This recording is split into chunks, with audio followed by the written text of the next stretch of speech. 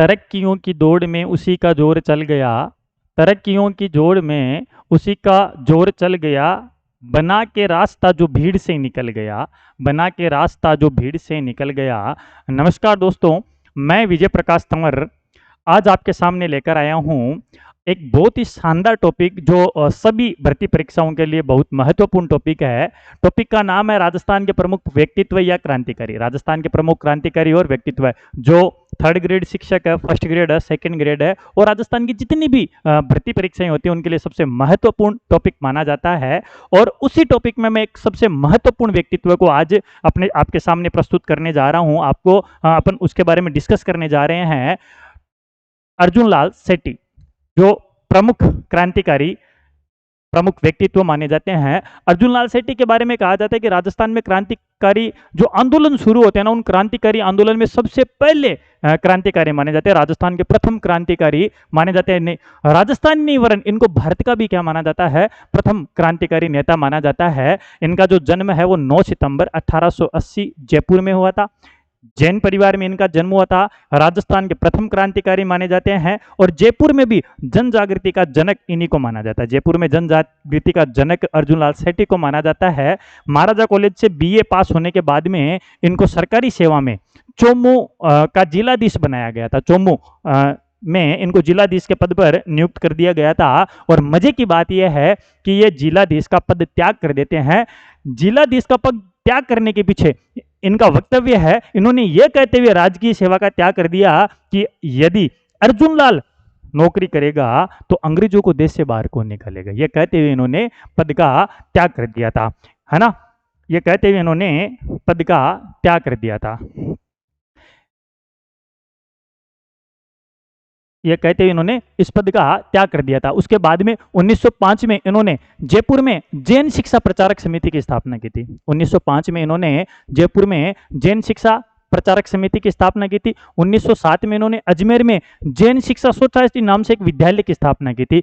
विद्यालय का नाम था जैन शिक्षा सोसाइटी। इस नाम से एक विद्यालय इन्होंने ओपन किया था, ठीक है ना। ये जो विद्यालय है ना, जैन शिक्षा सोसाइटी नाम से विद्यालय, ये कोई स्कूली शिक्षा नहीं दी जाती थी, ये क्रांतिकारी विद्यालय माना जाता। बहुत बार पूछा जाता है कि क्रांतिकारियों को जो शिक्षा दी जाती थी, है ना, वो विद्यालय कौन सा माना जाता है। राजस्थान के बहुत सारे क्रांतिकारियों ने, जैसे बारठ परिवार के है प्रताप सिंह, जोरावर सिंह बारठ है ना, इन्होंने इसी विद्यालय से क्रांतिकारी शिक्षा प्राप्त की थी। पहले तो इन्होंने इस विद्यालय की स्थापना 1907 में अजमेर में की थी। उसके बाद में जैन वर्धमान पाठशाला नाम से, या अपन कह सकते हैं कि वर्धमान जैन विद्यालय के नाम से इस अजमेर वाली पाठशाला को जयपुर स्थानांतरित कर दिया गया था। जयपुर में इसको स्थानांतरित कर दिया गया था। इसके बारे में ध्यान में रखना है।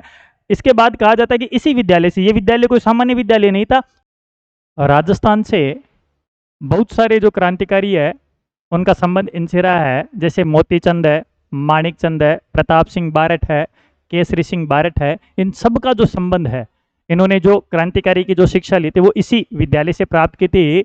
1914 में जब सशस्त्र क्रांति की योजना बन रही थी तब इन्हें धन संग्रहण का, क्रांति के लिए जो धन संग्रहण का जो जिम्मेदारी है वो अर्जुन लाल सेठी को सौंपी थी। और इन्होंने धन संग्रहण के लिए साधु संतों मठों पर डाका डाला। और कहा जाता है कि इसी कृत्य में एक बार ये बिहार के आरा जिले के निमाज नामक स्थान पर गए थे और एक संत को लूटते समय उस संत की इन्होंने क्या कर दी थी, हत्या कर दी थी, जिस कारण इन्हें जयपुर कारागार में बंद कर दिया गया था। इनके बारे में कहा जाता है कि 23 दिसंबर 1912 को वायसराय लॉर्ड हार्डिंग पर बम जब फेंका गया था, दिल्ली में जब बम फेंका गया था तब 13 लोग गिरफ्तार होते हैं। और कहा जाता है कि 13 लोग गिरफ्तार होते हैं ना, तो उनमें एक सरकारी गवाह था अमीर चंद।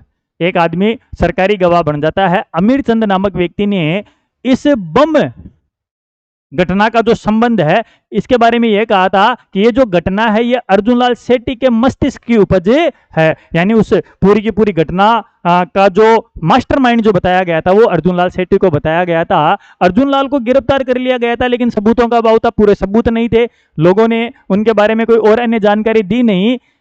सबूतों के अभाव में इनको वापस रिहा करने की योजना बनाई जा रही थी, मुकदमा नहीं बना पाए थे। लेकिन जयपुर के महाराजा थे, उन्होंने यह कहते हुए इनको 5 साल के लिए 5 साल के लिए इनको वेल्लूर जेल तमिलनाडु में 5 साल के लिए बंद करवा दिया कि ये सार्वजनिक शांति के लिए खतरा है। यह कहते हुए सार्वजनिक शांति के लिए खतरा बताकर इनको 5 साल के लिए जयपुर की वेल्लूर जेल में बंदी बना दिया गया था, इनको कैद करवा दिया गया था। इन्होंने वहां पर भी 70 दिनों तक इन्होंने वहां पर 70 डेज के लिए उन्होंने अनशन किया था, भूख हड़ताल की थी। और कहा जाता है कि देश के राजनीतिक इतिहास का यह पहला अनशन माना जाता है, देश के राजनीतिक इतिहास का यह पहला अनशन माना जाता है। 1920 में इन्हें रिहा कर दिया गया था, 1920 में इनको रिहा कर दिया गया था। रिहा होकर ये महाराष्ट्र पहुंचते हैं और महाराष्ट्र के पुणे रेलवे स्टेशन पर बाल गंगाधर तिलक ने इनका गर्मजोशी से स्वागत किया था। बाल गंगाधर और उनके सहयोगी ने इनका गर्मजोशी से स्वागत किया था। यहां से सेठी बारदोली गुजरात ले जाते हैं और गुजरात में सरदार वल्लभ भाई पटेल के नेतृत्व में इनका स्वागत किया जाता है। बारदोली में कहा जाता है सरदार वल्लभ भाई पटेल के नेतृत्व में इनको बग्गी पे बिठा के घोड़ों के स्थान पर छात्र स्वयं खड़े होकर इनको पूरे शहर में घुमाते हैं। घोड़ों के स्थान पर पूरे छात्र जो अन्य इनके स्टूडेंट थे वो खड़े होकर इनको पूरे शहर में घुमाते हैं। यहाँ से फिर ये अजमेर चले जाते हैं। इन्होंने अजमेर को अपना केंद्र बनाया था। 1922-23 में महात्मा गांधी के कहने पर इनको अजमेर क्षेत्रीय कांग्रेस का अध्यक्ष बना दिया गया था। 1922-23 में इनको अंग्रेज क्षेत्रीय कांग्रेस का अध्यक्ष मनोनीत कर दिया गया था। इसी कांग्रेस के अध्यक्ष के 1924 में चुनाव होते हैं और कहा जाता है अजमेर कांग्रेस अध्यक्ष के चुनाव में हरिभाऊ उपाध्याय ने इनको हरा दिया था, अर्जुन लाल सेठी को पराजित कर दिया था। अर्जुन लाल सेठी ने अपनी हार की जो जिम्मेदारी है वो महात्मा गांधी को दी, अपने हार का जिम्मेदार जो है वो महात्मा गांधी को ठहराया था। ठीक है, इसके बाद में इन्होंने क्रांतिकारी गतिविधियों को त्याग दिया था और सांप्रदायिक सौहार्द, क्रांतिकारी गतिविधियों को छोड़कर सांप्रदायिक सद्भावना का कार्य करने लगे थे। अजमेर दरगाह में ये बच्चों को अरबी फारसी पढ़ाते हुए, अजमेर दरगाह में बच्चों को अरबी फारसी पढ़ाते हुए 23 दिसंबर 1941 को इनकी मृत्यु हो जाती है। और देखो मजे की बात यह है कि लोगों ने इनको मुसलमान समझकर इनको दफना दिया था। अर्जुन लाल सेठी को मुसलमान समझकर वहीं पर उनको दफना दिया जाता है। भारत में अंग्रेजी राज एक पुस्तक का नाम है, भारत में अंग्रेजी राज पुस्तक के लेखक थे सुंदरलाल। सुंदरलाल ने इनके लिए लिखा है कि राजस्थान का सच्चा सपूत वह क्रांतिकारी जिसने अपने दीपक की